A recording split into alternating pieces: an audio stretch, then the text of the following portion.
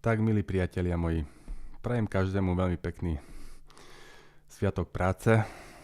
Máme 1. maj.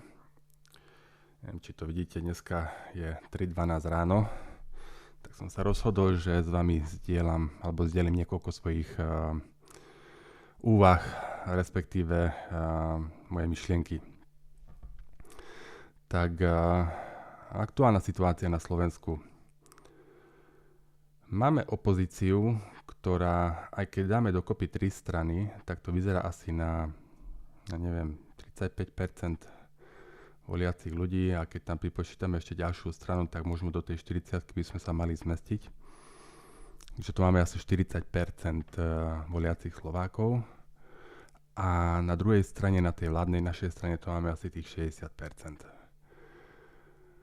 To keď pán premiér vraví, že vyzerá to byť na tesno, čo sa týka volie budúceho roka, tak neverte mu nič, lebo on fakt to vidí na úplnú výhru a preto robí tie veci, ktoré robí, lebo vidí, že budúci rok nemá šancu nikto ho poraziť. Vyzerá to tak, že toho 9. mája v tom Rusku sa zúčastní tej oslavy, tak aby všetci ste mali v tom jasno, že čo to znamená. Máme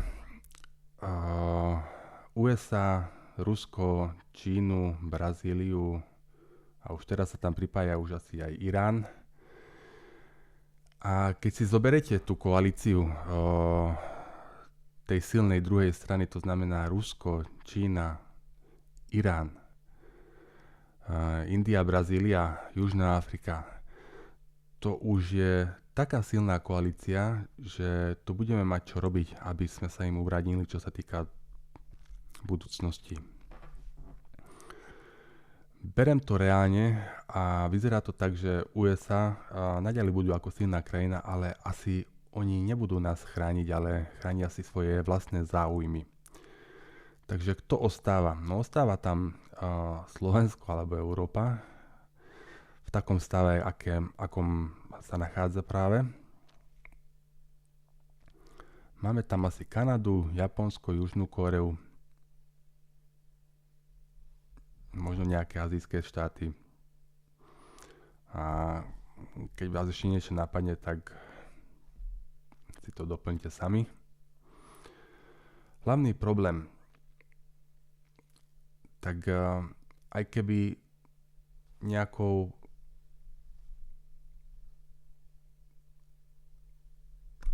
keby sa niečo stalo, že tá naša opozícia by vyhrala tie voľby v roku 2027, aj tak to by bola koalícia minimálne, ktorá by sa ako skladala zo 4 strán.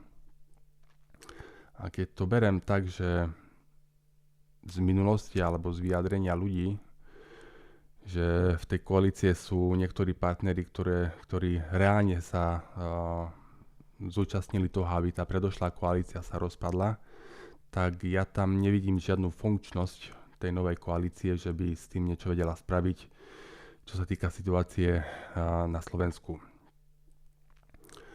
Máme tu ďalší problém a to je, keď nevyhrá koalícia, ale ide ďalej tá naša vláda. Je tam veľmi veľká možnosť, že to naše Slovensko sa potom preklopí na tú druhú stranu tej proruskej, čínskej a tých ostatných partnerov Irána teda. A keď už aj Európa naša sa rozpadne, že nebudeme držať spolu, tak tá druhá strana už potom aj vyhrala. Môj názor, naša opozícia robí veľké chyby, alebo množstvo veľkých chýb a chcel by som im poradiť, nech aspoň v niektorých veciach tú svoju retoriku nech to upravia. Hlavne čo sa týka tých 13 dôchodkov. Tá 1 miliarda ročne na 13 dôchodky to už nespraví nič, nejakú žiadnu dieru v našom rozpočte. Keď to berem, že minimálne tých 5 miliard nám chýba, čo je možné, že sa kradne. Tak minimálne v tom by mali zmeniť retoriku a aj v ostatných veciach, ale zatiaľ to je na nich, aby sa zamysleli nad tým. Hlavne že sú úradní činitelia a majú možnosť a prístup k informáciám, tak nech to riešia poriadne. A čo sa týka vás, tak prajem vám príjemný oddych v spoločnosti vašich milovaných a vidíme sa. Ďakujem pekne.